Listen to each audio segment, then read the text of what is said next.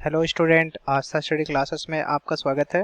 पिछले video lecture में हम लोग नर जननतंत्र के बारे में अध्ययन किए थे। आज हम लोग स्त्री जननतंत्र के बारे में अध्ययन करेंगे या फिर मादा जननतंत्र के बारे में अध्ययन करेंगे। ठीक है, तो वीडियो लेक्चर स्टार्ट करने से पहले आपसे रिक्वेस्ट है कि अगर आप इस चैनल पे नए हैं तो चैनल को सब्सक्राइब कर लीजिए, जिससे आने वाले वीडियो लेक्चर का नोटिफिकेशन आपको मिलता रहे। ठीक है, तो आइए स्टार्ट करते हैं। तो देखिए, स्त्री का जननतंत्र, रिप्रोडक्शन सिस्टम ऑफ वुमेन, ये हमें आज पढ़ना है। तो इसमें देखिए, जो स्त्रियां होती हैं, स्त्रियों में एक जोड़ी मुख्य जननांग अंडाशय के अतिरिक्त अनेक सहायक जननांग जैसे अंडवाहिनियां, गर्भाशय हुई, योनि हुई, भग हुआ, बार्थोलिन ग्रंथियां हुई, पेरिनियल ग्रंथि हुई व रेक्टल ग्रंथियां हुई इत्यादि क्या होती हैं, जनन में सहायता करती हैं। तो देखिए, जब हम लोग नर जनन तंत्र के बारे में अध्ययन कर रहे थे तो उसमें मुख्य जननांग क्या था, वृषण था, और स्त्री जनन तंत्र में मुख्य जननांग क्या होगा, अंडाशय होगा। ठीक है, देखो वृषण जो होता है उसमें शुक्राणु का निर्माण होता है, अंडाशय में अंडाणु का निर्माण होगा। ठीक, तो स्त्रियों में एक जोड़ी मुख्य जननांग जो होता है वह क्या है, अंडाशय है। अंडाशय के अतिरिक्त अनेक सहायक जननांग होते हैं, जैसे अंडवाहिनियां हुई, गर्भाशय हुई, योनि हुई, भग हुआ, बार्थोलिन ग्रंथियां हुई, पेरिनियल ग्रंथियां हुई, रेक्टल ग्रंथियां हुई, ये सभी जनन में सहायता करती हैं। तो आइए देखते हैं। तो यहाँ देखिए, स्त्री जनन तंत्र का यहाँ पर दिखाया गया है। ये गर्भाशय है, ये जो पार्ट है यहाँ दिया गया है, ये गर्भाशय है। यहाँ देखिए, ये वाला जो पार्ट है ये पूरा अंडाशय है। क्या है, अंडाशय है। और यहाँ देखिए, ये योनि है, ये क्या है, योनि है। यहाँ गर्भाशय ग्रीवा है, यहाँ देखिए अंडाशय है, ये अंडवाहिनी या गर्भाशयी नलिका है। यहाँ पर ये क्या है, ये जो पार्ट पूरा है ये सब क्या है, अंडवाहिनी या गर्भाशय नलिका है। तो ये स्त्री जनन तंत्र दिखाया गया है। ठीक, तो स्त्री का जो मुख्य जननांग होता है वह है अंडाशय। हम लोग अंडाशय के बारे में अध्ययन करेंगे।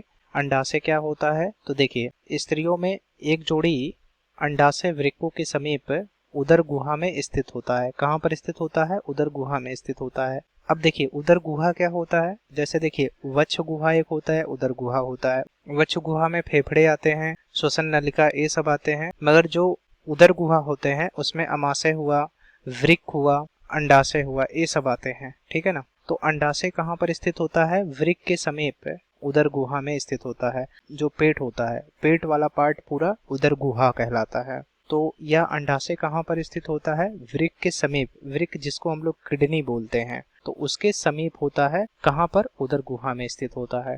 ठीक, कहाँ पर स्थित होता है, उदर गुहा में स्थित होता है। और अंडाशय कैसा होता है, अंडाशय चपटा होता है और लगभग 2 सेंटीमीटर, कितने सेंटीमीटर, 2 सेंटीमीटर लंबी होती है और 8 मिलीमीटर मोटी अंडाकार और ठोस संरचना होती है। इसकी संरचना कैसी होती है, ठोस होती है। यह झिल्ली द्वारा देह भित्ति, जिसे क्या कहा जाता है, बॉडी वाल कहा जाता है, तो यह झिल्ली द्वारा देह भित्ति से जुड़ा रहता है। ठीक, और अंडाशय के भीतरी भाग स्ट्रोमा होता है। स्ट्रोमा में अंडाशयी पुट्टिकाएं पाई जाती हैं। क्या पाई जाती हैं, अंडाशयी पुट्टिकाएं पाई जाती हैं, जो क्या करती हैं, यौना अवस्था में अंडाणु का निर्माण करती हैं। तो आइए हम लोग फिर से समझते हैं। तो अंडाशय क्या होता है, तो स्त्रियों में एक जोड़ी अंडाशय कहाँ पर स्थित होगा, वृक्क के समीप उपस्थित होगा। और कहाँ पर होगा, उदर गुहा में। ठीक है ना। अंडाशय कैसा होता है, अंडाशय जो है वह चपटा होता है और लगभग 2 सेंटीमीटर लंबा होता है और 8 मिलीमीटर मोटी अंडाकार और ठोस रचना होती है। और यह कहाँ होती है, यह झिल्ली द्वारा देह भित्ति से जुड़ी रहती है। देह भित्ति क्या होता है, जिसे बॉडी वाल कहते हैं, ये बॉडी वाल से जुड़ी रहती है। यहाँ देखिए, ये अंडाशय है, ये किससे जुड़ा होगा, यहाँ देखिए देह भित्ति से, यहाँ पर ये और यहाँ पर ये देह भित्ति द्वारा जुड़ी रहेगी। देखिए यहाँ जुड़ी हुई है। तो ये क्या है, अंडाशय होता है। अंडाशय किससे जुड़ा रहता है, देह भित्ति से जुड़ा रहता है। यानी जो बॉडी का वाल होता है, दीवाल जिसे कहेंगे, बॉडी का जो दीवाल होगा उससे जुड़ा रहेगा। तो अंडाशय किससे जुड़ा रहेगा, या झिल्ली द्वारा देह भित्ति से जुड़ा रहता है। ठीक, और अंडाशय का जो भीतरी भाग होता है, स्ट्रोमा जिसे कहते हैं, में अंडाशयी पुट्टिकाएं। अंडाशयी पुट्टिकाएं क्या होती हैं, पहले इसको समझते हैं। अंडाशयी पुट्टिकाएं जो होती है, छोटी छोटी कोशिकाएं होती हैं, जो अंडाशय जहां पर अंडाणु का निर्माण होता है। देखिए, अंडाशय में स्ट्रोमा होता है, स्ट्रोमा में अंडाशयी पुट्टिकाएं होती हैं। अंडाशयी पुट्टिकाएं जो होती हैं वे अंडाणुओं की सुरक्षा प्रदान करती हैं। वास्तव में जो अंडाशयी पुट्टिकाएं होती है वो एक प्रकार की कोशिकाएं होती हैं, छोटी छोटी कोशिकाएं होती हैं, जो क्या करती हैं, अंडाणु का सुरक्षा प्रदान करती हैं और उसके निर्माण में सहायता करती हैं। ठीक है, और ये अंडाणु को परिपक्व बनाती हैं। अब हम लोग अंडाशय के बारे में समझते हैं। अंडाशय स्त्री का ये बहुत ही इंपॉर्टेंट पार्ट होता है, तो अंडाशय के बारे में हम लोग डिटेल में अध्ययन करेंगे।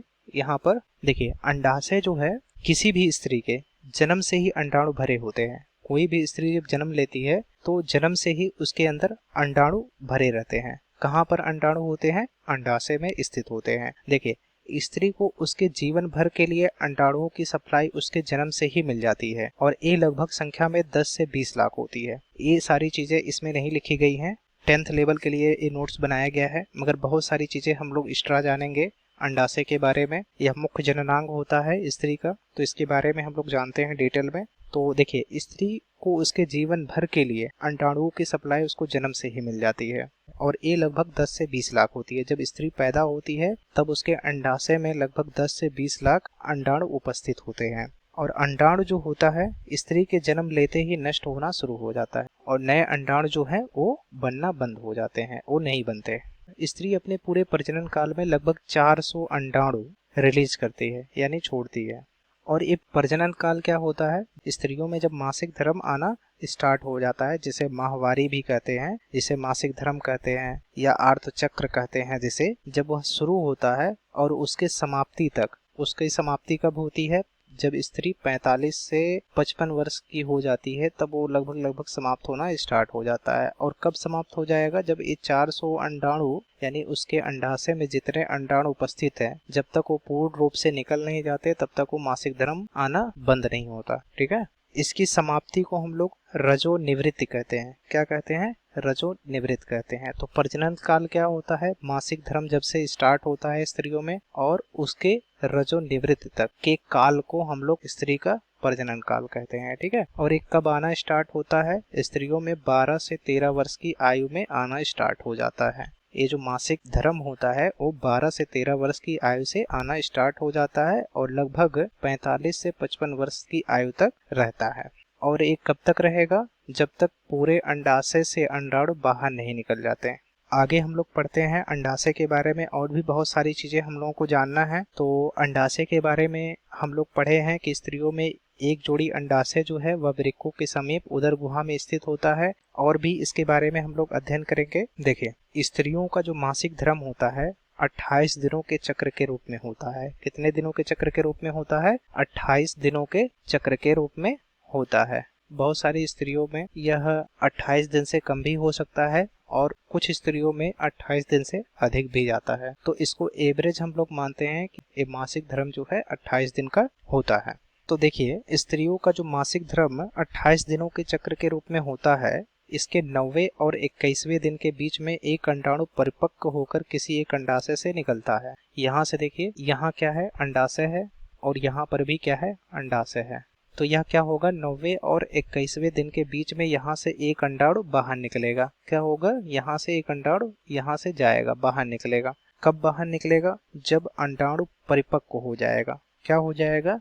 परिपक्व हो जाएगा। जब पूरी तरह से निपुण हो जाएगा, परिपक्व हो जाएगा, तो यह क्या होगा? अंडाशय से रिलीज होगा, बाहर निकलेगा। देखो, जब अंडाशय से अंडाणु बाहर निकलता है तो उसे अंडोत्सर्ग कहा जाता है। तो उसे क्या कहा जाता है?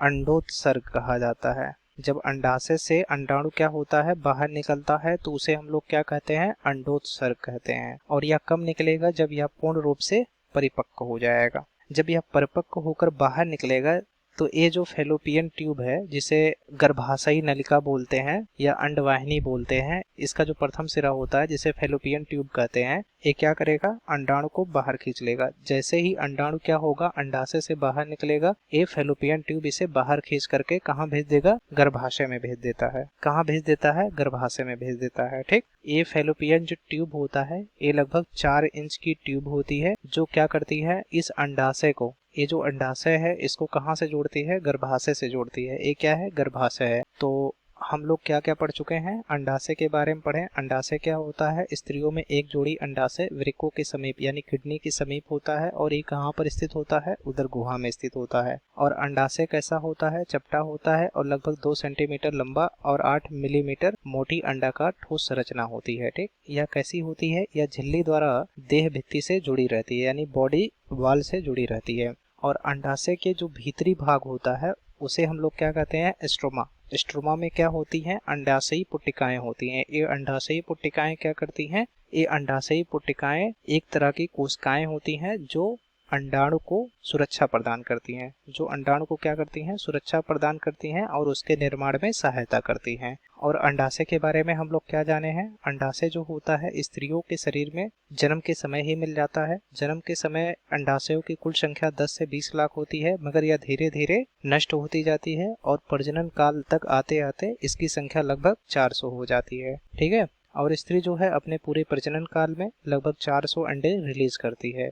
प्रजनन काल किसे कहते हैं, जब स्त्रियों में मासिक धर्म आना स्टार्ट हो जाए और मासिक धर्म आना रुक जाए या बंद हो जाए, जिसे हम लोग रजो निवृत्ति कहते हैं। तो इस बीच के पीरियड्स को, इस बीच के काल को यानी समय को क्या कहा जाता है, प्रजनन काल कहा जाता है। और मासिक धर्म आना कब बंद हो जाता है, लगभग 45 से 55 वर्ष की आयु तक यह आना बंद हो जाता है। ठीक, इसके लिए क्या होना चाहिए, इसके लिए अंडाशय से जब सारे अंडाणु बाहर निकल जाते हैं तब मासिक धर्म आना क्या होता है, बंद हो जाता है। ठीक है, हम लोग अंडाशय के बारे में पढ़ लिए। अब हम लोग कुछ इंपॉर्टेंट पॉइंट पढ़ेंगे। इंपॉर्टेंट पॉइंट में देखो, पहला इंपॉर्टेंट पॉइंट है कि अंडाशय से मादा लैंगिक हार्मोन्स क्या है, एस्ट्रोजन, क्या है, एस्ट्रोजन है और क्या है, प्रोजेस्टेरोन है। ठीक है ना, अंडाशय से मादा लैंगिक हार्मोन्स एस्ट्रोजन तथा प्रोजेस्टेरोन है, इनका स्त्राव होता है। कहाँ से स्त्राव होता है, अंडाशय से किसका स्त्राव होता है, एस्ट्रोजन का और प्रोजेस्टेरोन का स्त्राव होता है। और दूसरा इंपॉर्टेंट पॉइंट है कि अंडाशय में 1 महीने में एक अंडाणु निकलता है। क्या होता है, 1 महीने में एक अंडाणु निकलता है जिसका प्रजनन के समय शुक्राणु द्वारा निषेचन होता है। तो ये भी बहुत ही इंपॉर्टेंट पॉइंट है। देखिए, अंडाशय जो होगा, अंडाशय से 1 महीने में कितने अंडाणु बाहर निकलेंगे, एक अंडाणु बाहर निकलेगा। एक अंडाणु ये क्या करेगा, प्रजनन के समय शुक्राणु द्वारा इसका निषेचन होता है। किसके द्वारा, शुक्राणु द्वारा निषेचन होता है। ठीक है, तो देखिए इसमें जो अंडाणु होता है, एक्चुअली में 10th लेवल पे इसे अंडाणु कहा जाता है, मगर वास्तव में ये जो है इसे द्वितीयक अंडकोशिका कहते हैं। इसे क्या कहा जाता है, इसे द्वितीयक अंडकोशिका कहा जाता है। जब इसका निषेचन हो जाएगा तो यह क्या कहलाएगा, अंडाणु कहलाता है। तो अंडाशय में 1 महीने में एक द्वितीयक अंडकोशिका निकलता है जिसका प्रजनन के समय शुक्राणु द्वारा निषेचन हो जाता है। तो ये जो अंडाणु होते हैं 10th लेवल पे हम लोग इनको अंडाणु कहेंगे, मगर एक्चुअली में ये क्या है, द्वितीयक अंडकोशिकाएं हैं। जब तक इनका निषेचन नहीं होगा तब तक इन्हें हम लोग अंडाणु नहीं कह सकते हैं। इन्हें क्या कहा जाएगा, द्वितीयक अंडकोशिका कहा जाता है। तो अंडाशय में 1 महीने में क्या होता है, एक अंडाणु बाहर निकलता है जिसका क्या होता है, प्रजनन के समय शुक्राणु द्वारा निषेचन हो जाता है। क्या हो जाता है, शुक्राणु द्वारा निषेचन हो जाता है। ठीक, एक स्त्री के जनन काल में लगभग 400 अंडाणु निकलते हैं। ये पहले ही हम बता चुके हैं कि एक स्त्री का जो जनन काल होता है, प्रजनन काल जिसे कहा जाता है, वो लगभग 400 अंडे रिलीज करती है। जबकि उसके जन्म के समय कितने अंडाणु उपस्थित होते हैं, लगभग 10 से 20 लाख अंडाणु उपस्थित होते हैं। मगर प्रजनन काल तक आते आते या फिर जनन काल तक आते आते उसके पास लगभग 400 अंडाणु बचे रह जाते हैं। तो हम लोग अंडाशय के बारे में पढ़ लिए। अब हम लोग अंडवाहिनी के बारे में पढ़ेंगे। तो अंडवाहिनी क्या होता है, अंडवाहिनी जो है अंडाशय के समीप झालरदार कीपनुमा संरचना मुखिका होती है। क्या होती है, अंडाशय के समीप झालरदार कीपनुमा संरचना मुखिका होती है। यह एक कुंडलित एवं संकरी अंडवाहिनी में खुलती है। कहाँ पर खुलती है, संकरी अंडवाहिनी में खुलती है। और ये अंडवाहिनी कैसी होती है, कुंडलित होती है। ठीक है, और अंडवाहिनी जो होती है वह लगभग 10 सेंटीमीटर लंबी नलिका होती है। इसके प्रारंभिक संकरी भाग को फैलोपियन नलिका कहते हैं। और दोनों अंडवाहिनियों का जो निचला चौड़ा भाग होता है परस्पर मिलकर गर्भाशय बनाता है। क्या बनाता है, गर्भाशय बनाता है। यहाँ देखिए, यहाँ पर क्या है, अंडाशय के समीप, ये अंडाशय है, अंडाशय के समीप क्या है, अंडाशय के समीप यही नलिका है। और देखिए ये वाली नलिका है, ये कैसी नलिका होती है, झालरदार होती है। कैसी होती है, झालरदार होती है। और इसका आकार कैसा होता है, कीपनुमा होता है। देखिए यहाँ पर कीपनुमा आकार है इसका। ठीक है। तो इसे हम लोग क्या कहेंगे, मुखिका कहेंगे। क्या कहते हैं, मुखिका कहते हैं। यह एक कुंडलित एवं संकरी अंडवाहिनी में खुलती है। ये जाकर के कहाँ पर खुलती है, अंडवाहिनी में खुलती है। ये क्या है, अंडवाहिनी। ये सब क्या है, अंडवाहिनी है। मतलब अंडाणु को ले जाने वाली, कहाँ से, अंडाशय से गर्भाशय में ले जाने वाली नलिका को हम लोग क्या कहेंगे, अंडवाहिनी कहेंगे या गर्भाशयी नलिका कहेंगे। ठीक है ना। तो यह एक कुंडलित एवं संकरी अंडवाहिनी में खुलती है। कहाँ पर खुलती है, यहाँ पर खुलती है। तो अंडाशय के समीप झालरदार कीपनुमा संरचना क्या कहलाती है, मुखिका होती है। यह कैसी होती है, कुंडलित होती है एवं संकरीय अंडवाहिनी में खुलती है। अंडवाहिनी लगभग 10 सेंटीमीटर लंबी होती है। ये जो अंडवाहिनी है ये लगभग कितनी होती है, 10 सेंटीमीटर लंबी नलिका होती है। इसके प्रारंभिक संकरी भाग को क्या कहा जाता है, फैलोपियन नलिका कहा जाता है। क्या कहा जाता है, फैलोपियन नलिका या ट्यूब भी कहते हैं। ठीक है ना। तो इसके प्रारंभिक जो संकरी भाग हैं उसे क्या कहा जाता है, फैलोपियन नलिका कहा जाता है। जब अंडाशय से अंडाणु रिलीज होगा, फैलोपियन नलिका उसको खींच लेता है और खींच करके कहाँ पर भेज देता है, अंडवाहिनी में भेज देता है या गर्भाशय नलिका में भेज देता है। और गर्भाशय या अंडवाहिनी नलिका से होते हुए अंडाणु कहाँ पहुंच जाता है, गर्भाशय में पहुंच जाता है। ठीक है ना। तो अंडाशय के समीप झालरदार कीपनुमा संरचना मुखिका होती है। यह एक कुंडलित एवं संकरी अंडवाहिनी में जाकर के खुलती है, यहाँ पर खुलती है। इसे क्या कहा जाता है, मुखिका कहा जाता है या फिर फैलोपियन नलिका कहते हैं। इसके प्रारंभिक संकरी भाग को फैलोपियन नलिका कहते हैं। दोनों अंडवाहिनियों का जो निचला चौड़ा भाग होता है, यहाँ देखिए ये जो इसका निचला चौड़ा भाग होगा, यहाँ पर परस्पर मिल करके क्या बनाएंगे, गर्भाशय का निर्माण करेंगे। ठीक है। ये देखो, ये अंडवाहिनी यहाँ से आई और ये अंडवाहिनी यहाँ से आई। इनका जो निचला चौड़ा भाग हो गया, ये क्या बनाएंगे, गर्भाशय बनाएंगे। ये क्या है, गर्भाशय है। अब हम लोग अगला अध्ययन करेंगे गर्भाशय के बारे में। गर्भाशय क्या होता है, तो देखिए गर्भाशय जो है वह पेशीय, ग्रंथिल, रोम विहीन रचना होती है। और स्त्री का गर्भाशय लगभग 7.5 सेंटीमीटर लंबा होता है, 5 सेंटीमीटर चौड़ा होता है और लगभग 3 सेंटीमीटर मोटा शंक्वाकार अंग होता है। कैसा होता है, शंक्वाकार। देखिए यहाँ से कैसा है, ये पूरा क्या है, शंक्वाकार रचना बना रहा है कुछ इस तरह से। एक ऐसा है, शंक्वाकार रचना बना रहा है। ये क्या है, यहाँ देखिए ये गर्भाशय है। गर्भाशय कैसी संरचना बना रहा है, शंक्वाकार संरचना बना रहा है। ठीक। गर्भाशय तो कैसा होता है, गर्भाशय जो है पेशीय होता है, ग्रंथिल संरचना होता है और यह रोम विहीन होता है। इसमें रोम नहीं पाए जाते हैं। ठीक है।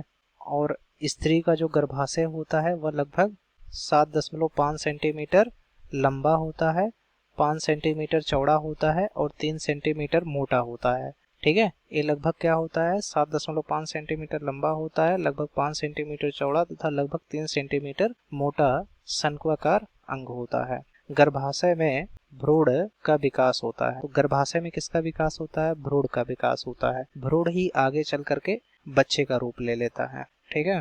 तो यहाँ देखिए फिगर में दिखाया गया है, एक पूरा क्या है, गर्भाशय है। इसी गर्भाशय में क्या होगा, भ्रूण का निर्माण होगा। देखिए अगर भ्रूण में स्त्री है तो उसके अंडाशय में लगभग 20 से 40 लाख अंडाणु उपस्थित होते हैं 7वें महीने तक। बट जैसे ही वह पैदा होती है उसके अंडाशय में 10 से 20 लाख ही अंडाणु बच पाते हैं। ठीक।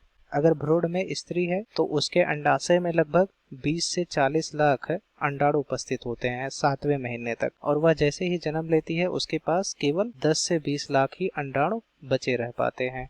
अगर भ्रूण के रूप में स्त्री है तो उसके अंडाशय में 7वें महीने तक 20 से 40 लाख अंडाणु प्रेजेंट होते हैं। मगर जैसे ही वह जन्म लेती है उसके पास 10 से 20 लाख ही अंडाणु बच पाते हैं और धीरे धीरे वो अंडाणु घटते जाते हैं, नष्ट होते जाते हैं और उसके प्रजनन काल तक आते आते लगभग 400 अंडाणु उसके पास प्रेजेंट होते हैं। तो गर्भाशय हम लोग पढ़ लिए हैं। गर्भाशय के बारे में, गर्भाशय कैसा होता है, गर्भाशय पेशीय, ग्रंथिल, रोम विहीन रचना होती है और स्त्री का गर्भाशय लगभग 7.5 सेंटीमीटर लंबा होता है और लगभग 5 सेंटीमीटर चौड़ा होता है और लगभग 3 सेंटीमीटर मोटा शंक्वाकार अंग होता है। गर्भाशय में क्या होता है, भ्रूण का विकास होता है। अब अगला हम लोग पढ़ते हैं योनि के बारे में। योनि क्या होता है, देखिए गर्भाशय का जो पश्च भाग होता है वह योनि कहलाता है।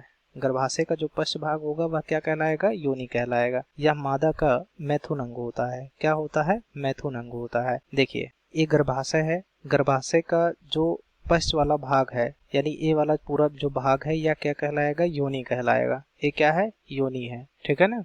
तो गर्भाशय का पश्च भाग योनि कहलाता है। यह मादा का मैथुन अंग होता है। क्या होता है? मैथुन अंग होता है। ठीक, यह मूत्राशय एवं मलाशय के मध्य स्थित लगभग 7.5 से 10 सेंटीमीटर लंबी अत्यधिक संकुचनशील संरचना होती है। कैसी संरचना होती है? 7.5 से 10 सेंटीमीटर लंबी अत्यधिक संकुचनशील संरचना होती है। संकुचनशील मतलब होता है कि वह दब सके और फैल सके। ठीक है ना। तो गर्भाशय का जो पश्च भाग होता है वह क्या कहलाता है? योनि कहलाता है। यहाँ देखिए, ये क्या है? ये जो पूरा पार्ट है ये क्या कहलाएगा? योनि कहलाता है। क्या कहलाता है? योनि कहलाता है। एक इसके पीछे होता है गर्भाशय का, ये पश्च भाग होता है योनि। ये जो योनि होती है ये कहाँ पर स्थित रहती है? देखिए, योनि जो होती है वह मादा का मैथुन अंग होता है और यह मूत्राशय एवं मलाशय के बीच में स्थित होती है।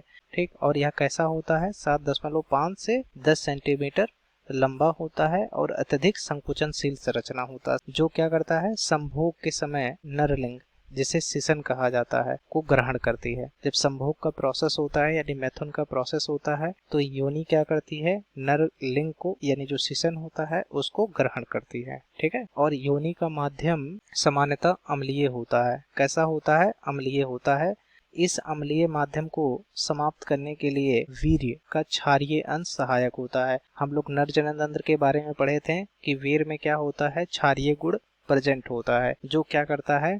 योनि के अम्लीय माध्यम को दूर करता है। ठीक, योनि का जो माध्यम होता है वह कैसा होता है? अम्लीय रहता है। इस अम्लीय माध्यम को कौन समाप्त करता है? वीर्य का जो क्षारीय अंश होता है वही समाप्त करता है। ठीक, ये योनि है। योनि का माध्यम कैसा होगा? अम्लीय होगा। और इस अम्लीय माध्यम को कौन समाप्त करेगा? वीर्य का क्षारीय भाग। ये वीर्य कहाँ पर पाया जाता है? नर जनन तंत्र में पाया जाता है। ठीक, जब संभोग का प्रोसेस होगा तो क्या होगा? नर जनन तंत्र से वीर्य योनि में प्रवेश करता है और योनि की जो अम्लता है उसको समाप्त करता है। ठीक है, तो योनि की अम्लता को कौन दूर करता है? वीर्य का क्षारीय अंश दूर करता है। ठीक है, और योनि जो होती है भग द्वार द्वारा बाहर खुलती है। कहाँ खुलती है? भग द्वार द्वारा बाहर खुलती है। भग द्वार क्या होता है? भग द्वार जो होता है वह स्त्री जननांग का अग्रभाग होता है, मतलब अगला वाला भाग होता है। तो योनि जो होती है वह भग द्वार द्वारा बाहर खुलती है। और भग द्वार क्या होता है? स्त्री जननांग का अग्र वाला भाग होता है, मतलब आगे वाला भाग होता है। ठीक, तो यहाँ देखिए, ये पूरा क्या है? योनि है। इसी योनि में क्या होता है? नर जनन तंत्र का जो सिसन होता है ये योनि सिसन को ग्रहण करती है। ठीक है, तब संभोग का प्रोसेस होता है। नर जनन तंत्र द्वारा जो वीर्य होता है वह योनि की अम्लता को दूर करता है। योनि का माध्यम कैसा होता है? योनि का माध्यम अम्लीय होता है और इस अम्लीय माध्यम को कौन दूर करता है? वीर्य दूर करता है। अगला टॉपिक क्या है? सहायक जननांग। सहायक जननांग में क्या होते हैं? स्त्री के जननांगों से संबंधित बार्थोलिन ग्रंथियां, रेक्टल ग्रंथियां तथा पेरिनियल ग्रंथियां, ये क्या करती हैं? जनन में सहायता करती हैं। ठीक है, तो स्त्री के जननांगों से संबंधित बार्थोलिन ग्रंथियां, रेक्टल ग्रंथियां तथा पेरिनियल ग्रंथियां, ये क्या करती हैं? जनन में सहायता करती हैं। अब कैसे सहायता करती हैं आइए देखते हैं। देखिए, जो बार्थोलिन ग्रंथियां हैं इनसे स्त्रावित तरल यानी जो द्रव होता है वह संभोग मैथुन के समय स्नेहक का कार्य करता है। स्नेहक मीन्स क्या होता है? योनि को चिकना प्रदान करता है। ठीक है, बार्थोलिन ग्रंथियां क्या होती है? यह अस्त्रावित तरल है जो संभोग के समय क्या होता है? स्नेहक का कार्य करता है, यानी जो निषेचन का प्रोसेस होगा इजिली होगा, उसमें स्नेहक का काम करेगा। ये कौन? जो बार्थोलिन ग्रंथियां होंगे। ठीक है, एक इसका काम करेंगी, स्नेहक का कार्य करेंगी। अब अगला जो है वह है रेक्टल तथा पेरिनियल ग्रंथियां। ये क्या करती हैं? रेक्टल और पेरिनियल ग्रंथियां जो होती हैं वह तेज गंध वाले द्रवों का स्त्रावण करती हैं। किसका स्त्रावण करती हैं? तेज गंध वाले द्रवों का स्त्रावण करती हैं, जिससे मैथुन का जो प्रोसेस होता है यानी जो संभोग का प्रोसेस होता है वह और अधिक जागृत हो जाता है। ठीक है ना। अब हम लोग कुछ इंपॉर्टेंट पॉइंट पढ़ेंगे। इंपॉर्टेंट पॉइंट में क्या है? देखिए, योनि मादा का मैथुन अंग होता है। जो योनि होती है इसकी दीवार पर लैक्टोबैसिलस जीवाणु पाए जाते हैं, जो क्या करते हैं? कार्बोनिक अम्ल बनाते हैं। ठीक है, इसी कार्बोनिक अम्ल के कारण योनि का जो माध्यम होता है वह कैसा हो जाता है? अम्लीय होता है। किसके कारण होता है?